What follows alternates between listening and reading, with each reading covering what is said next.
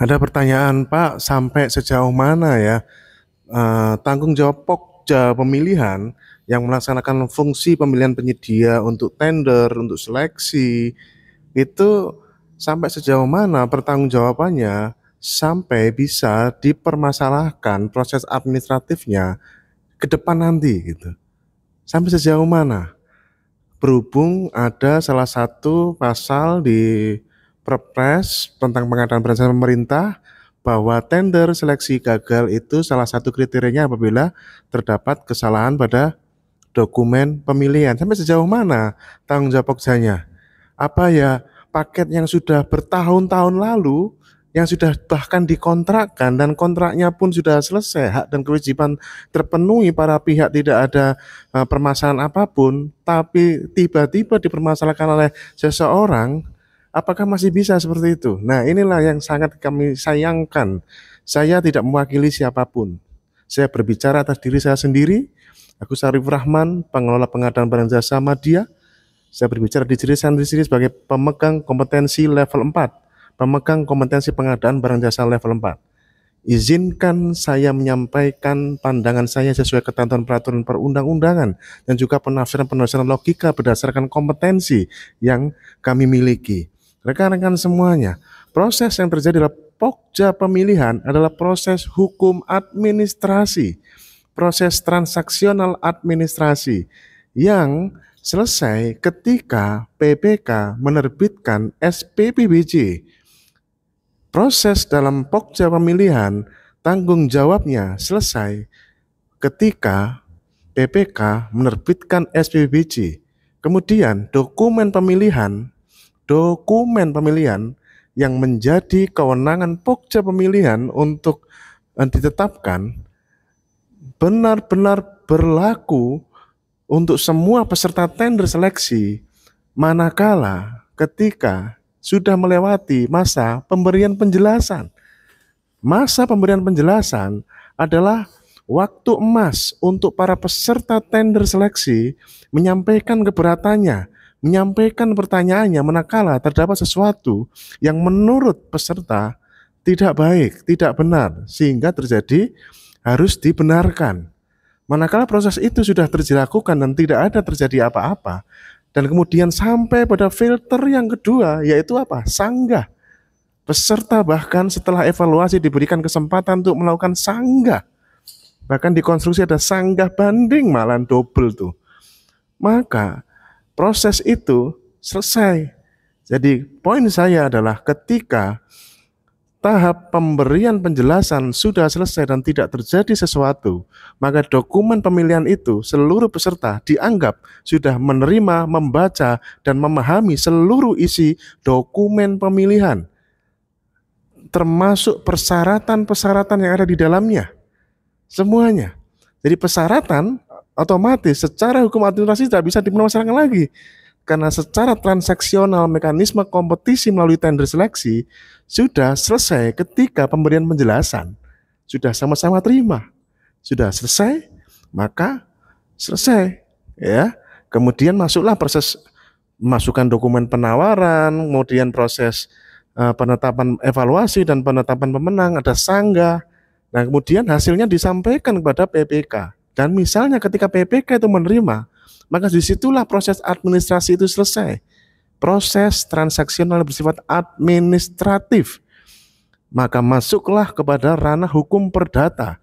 Kalau sudah masuk ranah hukum perdata, maka yang timbul bukan ranah administrasi lagi. Yang timbul adalah hak dan kewajiban yang saling mengikat antara PPK dan penyedia. Ada calon pemenang yang kemudian diikat berkontrak menjadi penyedia, maka yang timbul setelah SPPBJ dan penandatangan kontrak yang timbul adalah masa perikatan kontrak, masa pelaksanaan kontrak yang terikat dengan undang-undang hukum perdata, Pacta Sunt Servanda, bahwa janji harus ditepati.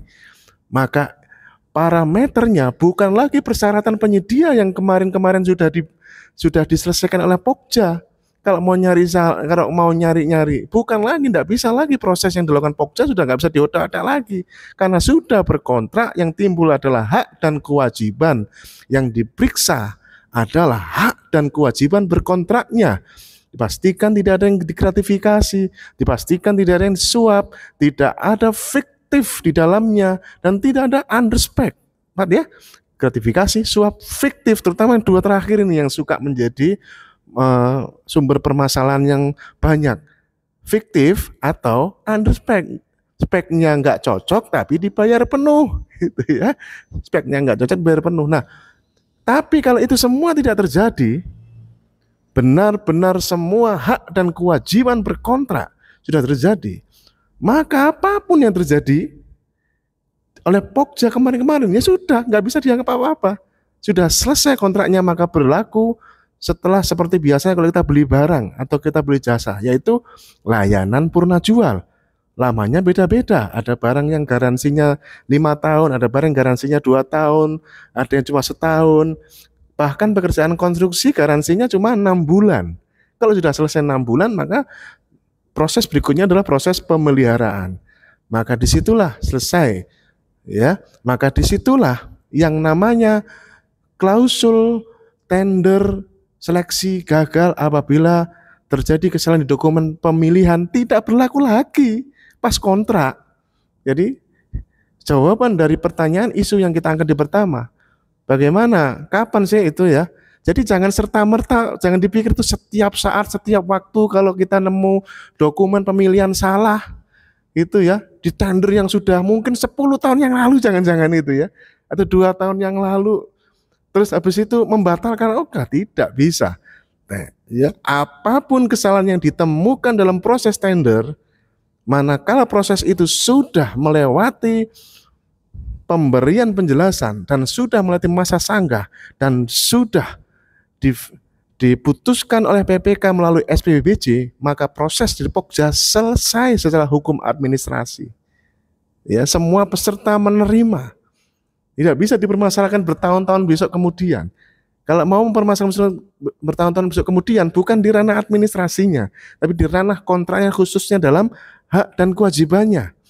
Benarkah apa yang dibayarkan uang negara dibayarkan dalam kontrak itu sesuai dengan spesifikasinya? Benarkah tidak ada yang difiktifkan? Benarkah tidak ada kesesuaian underspec yang dibayarkan? Kalau permasalahan putarnya di situ. Tapi kalau itu tidak ada, maka tidak ada yang namanya klausul tender batal, ya. Jadi jangan sepolosnya itu terus membaca, wah tender seleksi gagal, kalau dokumen pemilihan ada kesalahan, polos banget bacanya, ya. Itu adalah klausul yang dimasukkan dari berbagai alternatif dan semuanya itu teman-teman ya tentunya dengan kompetensi, tapi ya membaca. Kalau membaca tidak dengan kompetensi susah, Pak. Ya, kalau kita ngomongnya tidak dengan atas nama kompetensi atau kita berbicara dengan orang yang tidak memiliki kompetensi bahkan susah, Pak. Nggak nyambung, Pak. Ibarat radio itu beda frekuensi, Bapak Ibu. Ini hanya bisa dipahami oleh orang-orang yang punya kompetensi, ya. Tidak fair dong, ya. Tidak fair apabila Pokja pemilihan jadikan tumbal, ya. Karena proses dilakukan dengan Pokja adalah proses administratif, tidak akan sempurna. Oleh karena itulah maka LKPP itu membuat prosedur-prosedur filter dan itu memang best practice-nya, ya. Pemberian penjelasan, ada sanggah, bahkan Pokja bisa melakukan klarifikasi, bahkan klarifikasi bisa meluluskan dan menggugurkan tuh haknya. Dan manakala dan filter terakhirnya sanggah, manakala sanggahnya it's okay, maka kompetisi saat itu sah sudah, apalagi sahnya itu benar-benar meyakinkan ketika PPK sudah menerbitkan SPPBJ. Karena kan semuanya itulah cara bijak kita memaknai klausul di Perpres tender seleksi gagal apabila ada dokumen pemilihan yang tidak sesuai ketentuan peraturan undang-undangan. Semuanya ada masa sendiri-sendiri dan itu hanya bisa dibaca oleh rekan-rekan yang memiliki kompetensi. Hanya kompetensilah yang bisa memahami ini semuanya. Mari kita bangun Indonesia dengan jauh lebih akuntabel, ya. Modelnya adalah mari buat kebijakan yang konstruktif, bukan membuat kebijakan yang destruktif dan merusak ekosistem pengadaan. Sukses, jaga integritas.